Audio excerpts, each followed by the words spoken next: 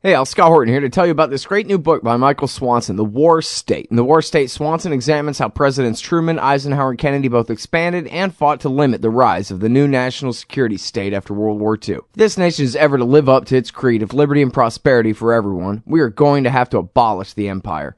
Know your enemy. Get The War State by Michael Swanson. It's available at your local bookstore or at Amazon.com in Kindle or in paperback. Just click the book in the right margin at scotthorton.org or thewarstate.com. All right, y'all, welcome back. It's the Scott Horton Show. I'm Scott Horton. My website is scotthorton.org. You can find all my interview archives and my whole show archives and my blog and whatever you want there. scotthorton.org. Streaming 3 to 5 here Eastern Time at libertyexpressradio.com. And next up is Chase Madar. He's a lawyer from New York. But wait, no, he's a decent guy. He's not a politician or anything. And he wrote this great book about the passion of Bradley Manning, Chelsea now, I guess, for the paperback. But anyway, so that sometimes these things change. Anyway, great book about the greatness of Chelsea Manning and the heroics, really, the self-sacrifice there to bring the truth of the Iraq and Afghan war logs and the State Department cables and the Guantanamo files to the people. So please look at that. It's you can find it at Amazon there, The Passion of Bradley Manning. And now you got this great piece here, Hawks for Humanity, at Al Jazeera America. That's america.aljazeera.com. Does the human rights industry adore war? And let me first say, great job. You do a very good job naming names here and explaining what you really mean. So go ahead and tell us the story, Chase. My story is all about the really tawdry romance between the human rights industry's elites and the military-industrial complex, and how this movement that really got started in earnest in let's say, the 60s and 70s, that was all about freeing prisoners of conscience and respecting people's rights and getting political prisoners out of jail, suddenly became one more faction or interest group pushing for war, although war always for humanitarian reasons. And a few examples I wheel out are Samantha Power. Okay, she's our ambassador to the United Nations, former director of the Carr Center for Human Rights at Harvard Law School, author of a Pulitzer Prize-winning book, A Problem from Hell, about how genocide is bad and we need to stop it by using armed force. And then you have Michael Ignatieff, Canadian politician and intellectual, also a former director of Harvard Law's Carr Center for Human Rights and head of the Liberal Party in Canada. Big human rights guy. He's written lots of books and articles about it. Also a big supporter of the Iraq War.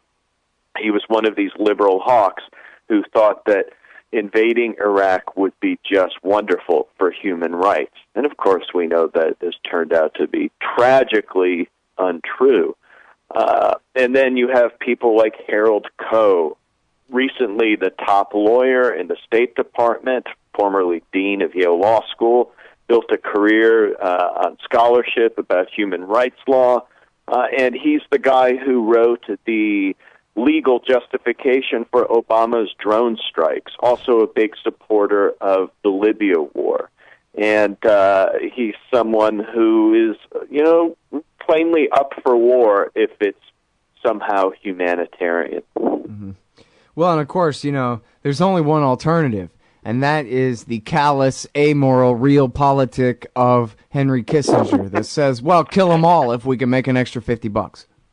Yeah, I mean, that's the false dichotomy. Now, by calling out these human rights industry people who are very pro-war, the alternatives aren't, Henry Kissinger, realpolitik, kill them all, so what? And the other alternative is not radical pacifism either. I mean, there are plenty of alternatives. And if we really care about genocide deeply, and we should, and we want to stop it, there are many things that we should be doing actively, preventively, that our government should be doing. And well before you even get to the point of invading a country like Rwanda or launching missiles into Syria or any of that business that Samantha Power is tirelessly advocating. And, that may sound flaky to some people, but real human rights people know this. And one example was the Rwanda expert, Alison Desforges. She died a few years ago in an airplane crash over Buffalo, New York. But you can find something she wrote very easily online called 10 Lessons to Prevent Genocide. And she's focusing on Rwanda here after the genocide. And her 10 lessons include things like stop the genocide before it becomes one, react promptly and firmly to preparations for massive slaughter, pay close attention to the media, ensure accurate information of what's happening on the ground. There are all kinds of diplomatic pressure that can be brought to bear to nip these things in the bud, and it's only the 10th option that she, in her 10 lessons, that involves military force. And, all right, well, so now wait a minute. If it's, we're on the National Security Council, and it's 1994, and, geez, I don't know what happened, but all of a sudden, it's the Hutus versus the Tutsis. It sure is easy to imagine dropping in a bunch of U.S. Army or U.S. Marines, and no matter who you and your militia are, our guys can whoop your ass, and we're going to whoop your ass until you stop this genocide. How could Bill Clinton have not chosen to do so? Isn't that what you would do? Yeah, I mean, that's the tough, trial lawyer question. And it's a fair question. But I think it's not the only question that we need to ask here. We need to wonder, how did it get to the point in 94 where a genocide was suddenly about to happen? How come no one in Washington or London or Paris or Geneva was paying attention beforehand? I mean, there's a great deal that collective diplomacy can do in a kind of preventive way to stop these things from happening. One example of this, of a dog that didn't bark in the night, is the near absence of electoral violence in Kenya recently. And that's because people in the UN in Washington, in Paris and London noticed what happened 4 years ago, that you had a lot of violence, ethnic violence, after the last round of elections, and everybody got on the same script and pressured the government and took steps there so that there wouldn't be some, near civil war there.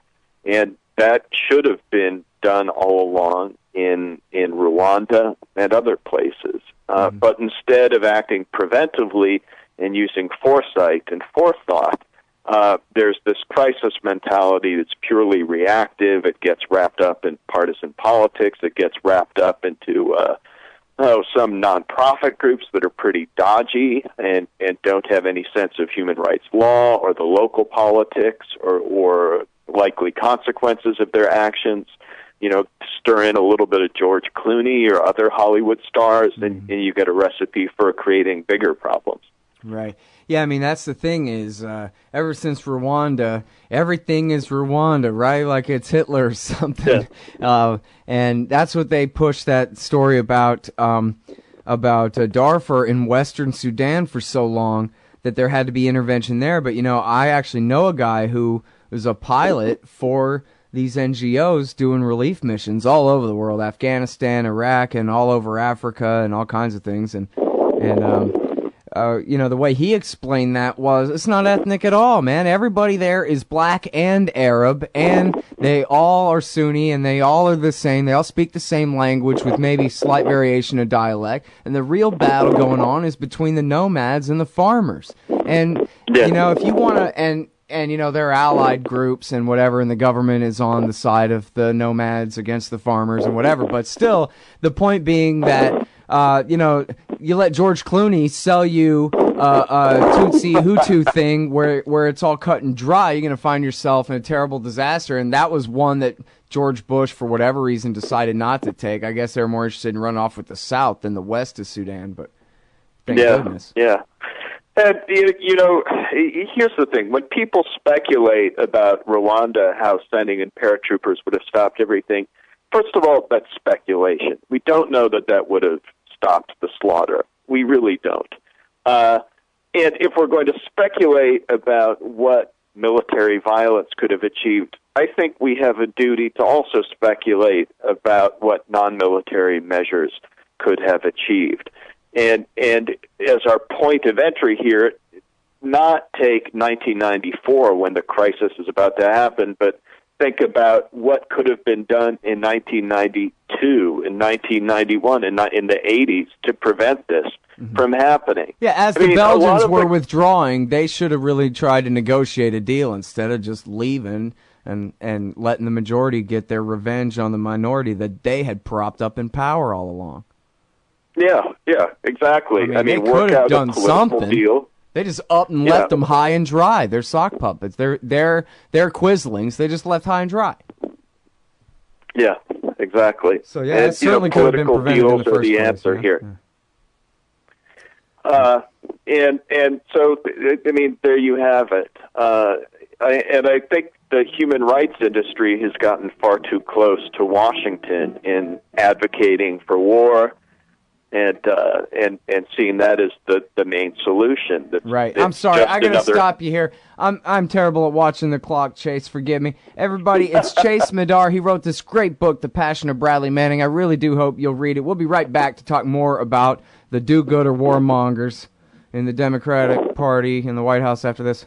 Hey, Al Sky here. First, I want to take a second to thank all the show's listeners, sponsors, and supporters for helping make the show what it is. I literally couldn't do it without you. And now I want to tell you about the newest way to help support the show. Whenever you shop at Amazon.com, stop by ScottHorton.org first, and just click the Amazon logo on the right side of the page. That way, the show will get a kickback from Amazon's end of the sale. It won't cost you an extra cent. And it's not just books. Amazon.com sells just about everything in the world, except cars, I think. So whatever you need, they've got it. Just click the Amazon logo on the right side of the page at ScottHorton.org, or go to ScottHorton.org/Amazon.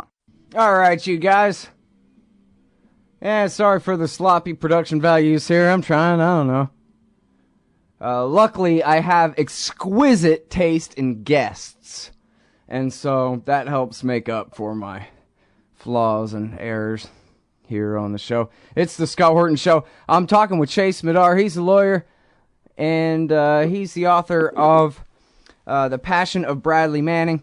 And we're talking about this great article, Hawks for Humanity, at america.aljazeera.com. And I'm sorry, you were beginning to say that these liberal internationalist hawks, that they really do have the ear of people in power who really take these arguments seriously, or at least they really like using them as a fig leaf. You mentioned the Iraq war there as some kind of humanitarian intervention. They really did pretend that for a long time, right? Colin Powell's big Halabja speech and all of that. We got to go save the Iraqis from the dictator that the Republicans foisted on them previously. You see certain elite members of the human rights industry, very willingly participating in many rushes to war where they are used as fig leaves.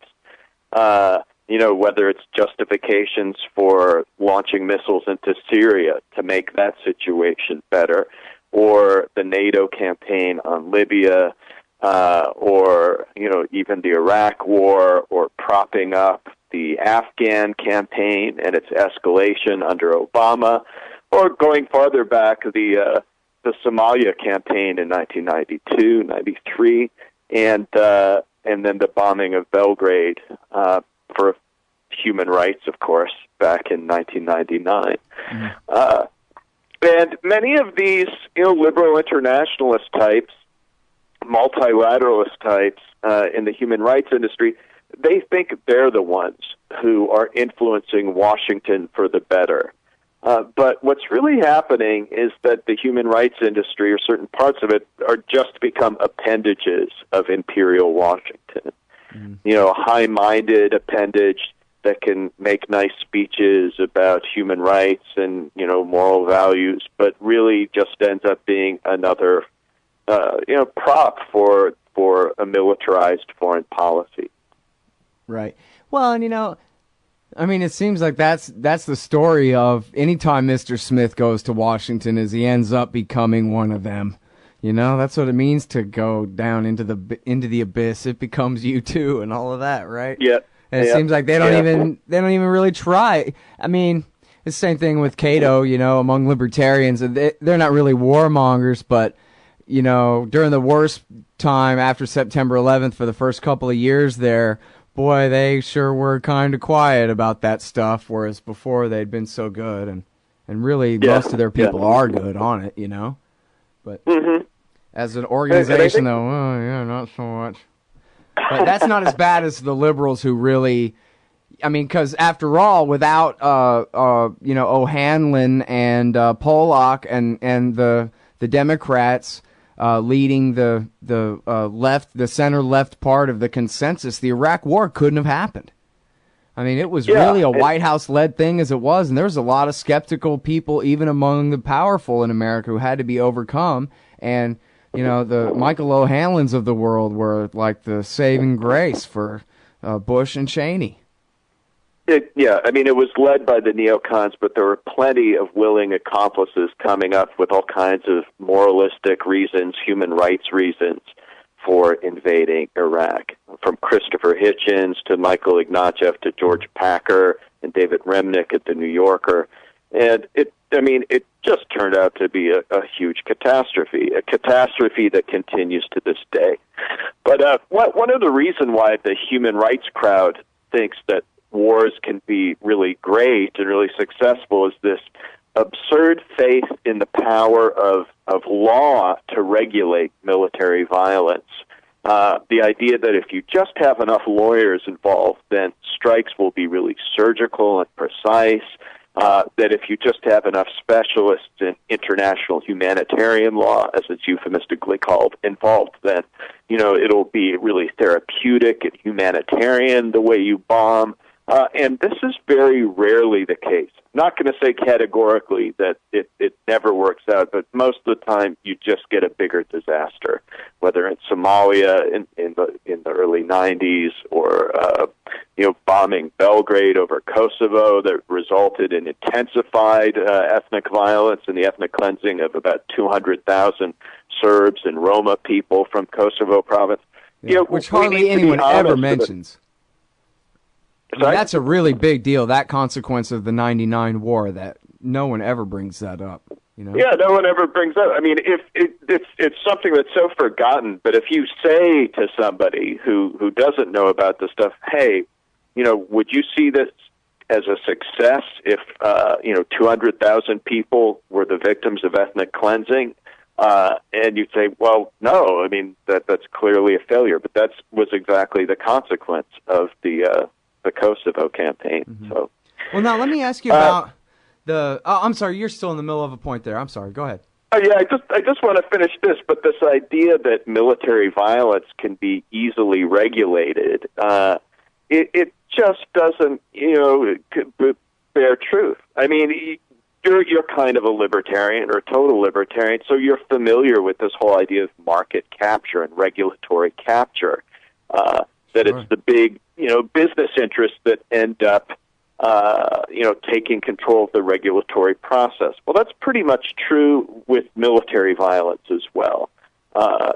Military law, it's not for the protection of civilians, it's for the protection of soldiers and generals to shield them from any kind of legal liability. Exactly. It's all about granting them permissions rather than, really restricting their actions. Mm-hmm. Yeah, that's a very good way to explain it. Absolutely. And another kind of libertarian take on this is about.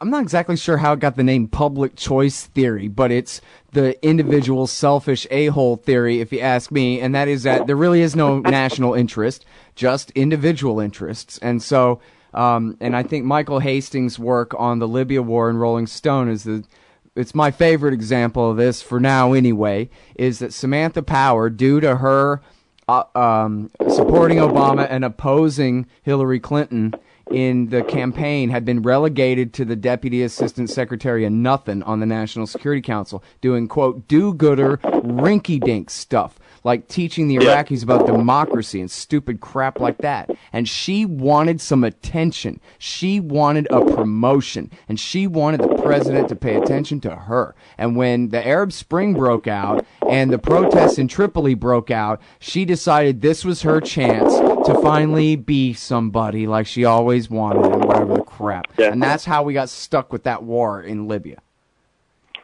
Yeah, I mean, that's a convincing explanation for part of it. I mean, that's the way to get ahead in Washington, is to support wars, not to be against them. Even after the failure of Iraq, even after the slow motion ongoing failure in Afghanistan, that's still the way to get ahead. And it's just crazy. It's as if we've learned nothing.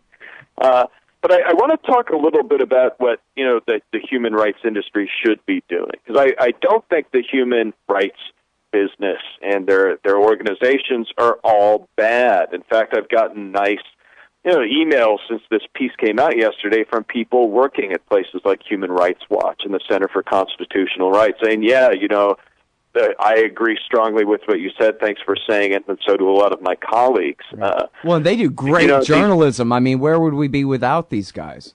I think, Yeah. I mean, they're constantly reporting on facts that are hard to come by, often at great personal risk.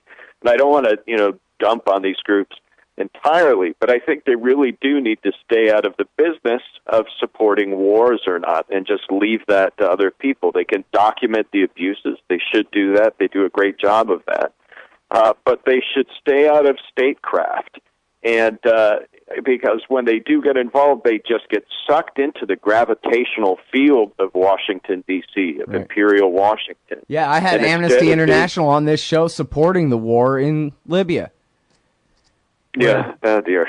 Yeah, it was unbelievable. Him and Juan Cole. I mean, this is what happens when Democrats are empowered too, is that people get their partisan colored glasses on and they stop thinking rationally, That's sad about Juan Cole, but let's not dwell on it. I mean, but yeah, you get these human rights intellectuals and lawyers and technocrats who just get sucked into it, if they're guys in office. And I think we've seen that. But, there are a lot of preventive things that the media should be focused on, and that our diplomats and our foreign policy in general should be focused on. I don't know if you've had that guy Micah Zenko on before. From the Council on Foreign Relations. I read him from time to time about the drone wars and stuff, right? Yeah. I mean, he works at a place called the Center for Preventive Action. He's a follower, a devotee of A.J. Muste, the great American pacifist. He seems kind of often like a sole voice of reason at the Council on Foreign Relations, which is, otherwise pretty establishment in all the not very good ways. But the kind of work that he does there is just scoping out conflicts, when they're starting, and trying to attract diplomatic attention so they can be nipped in the bud and resolved before it reaches a crisis point, like, say, 1994 in Rwanda, or the way Syria has become over the past couple of years. But then again, isn't that kind of how they broke off South Sudan and then caused a new civil war there?